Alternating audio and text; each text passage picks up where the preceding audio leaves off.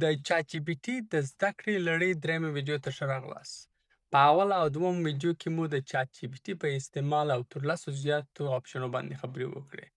په دریمه ویډیو کې به هم پر څلورو خوندورو آپشنو باندې خبرې وکړو. یو د هغو څخه د زده کړې لپاره تر ټولو بهترین آپشن ده چې زه یې هره ورځ استعمالوم. که ته زده کوونکی یې یا محصل یې، دفتر کارکوونکی او یا تجار او یا هم چات جی پي ټي استعمالوې، د دې ویډیوګانو لړۍ هدف دا ده چې ته چات جی پي ټي یوازې د چټ لپاره استعمال نه کړې، بلکې د یو صحیح همکار او مرستیال په حیث استفاده ځینې وکړې. راځئ زه څلور ستر آپشنه په عملي ډول در زده کړمه.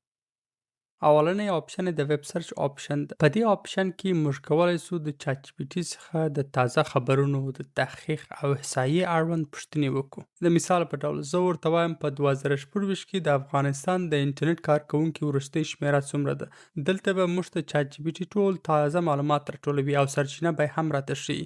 د دوم آپشن د سټډي ان لرن ای د زده کړې او مطالعې لپاره خورا ګټور آپشن. په دې کې چات جی پي ټي ستاسې سوال ته یوازې جواب نه درکوي، بلکې یو موضوع قدم په قدم درته تشریح کوي. بیا په آخر کې ستا پوهه ازموي. دا لکه یو ستاسې شخصي استاد غوندې کار کوي. د مثال په ډول زه ورته وایم چې ماته د آرټیفیشل انټلیجنس مصنوعي ځیرکتیا اساسات داسې تشریح کړه لکه زه یو نوی زده کوونکی یم. بیا زه راڅخه 3 پوښتنې وکړه. چات جی پي ټي به اوس د دې سوال جواب موږ ته په ډېر ساده ډول تشریح کړي.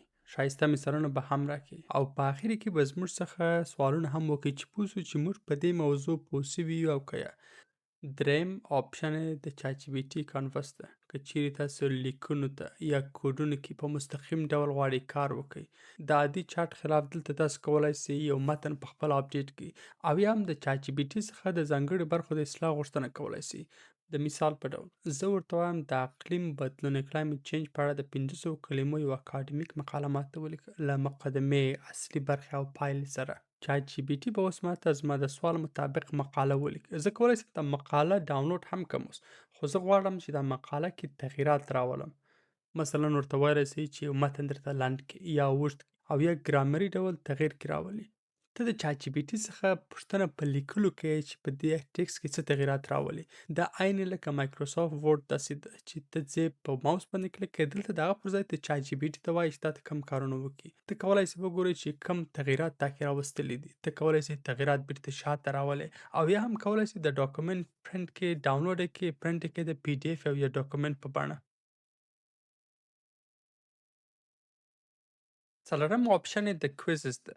ته کولی سې د دې په مرسته ځان ته یو ښه ازموینه جوړه کړې ترڅو ته وکولی سې خپله پوهه وازمویې. مثلا دا در مرسته درسره کوي چې ته معلوم کړې چې په کوم ځای کې ته تکړه یې او په کوم ځای کې لا نور تمرین ته ضرورت لري. مثال په ډول زه ورته وایم چې د ای آی اساساتو په اړه ماته 15 څو انتخابي پوښتنې جوړې کړه او سم ځوابونه یې هم راته مشخص کړه. چات جی پي ټي به اوس ماته په ډېر ښه ډیزاین او فارمات سوالونه جوړ کړي. هغه سوالونه به هم څو انتخابي وي. زما څخه به پوښتنه وکړي او بیا به راته ووایي چې کوم سوال صحیح دی یا غلط. او په آخر کې به ماته سم صحیح فیډبک راکړي د صحیح جوابو او د غلطو جوابو.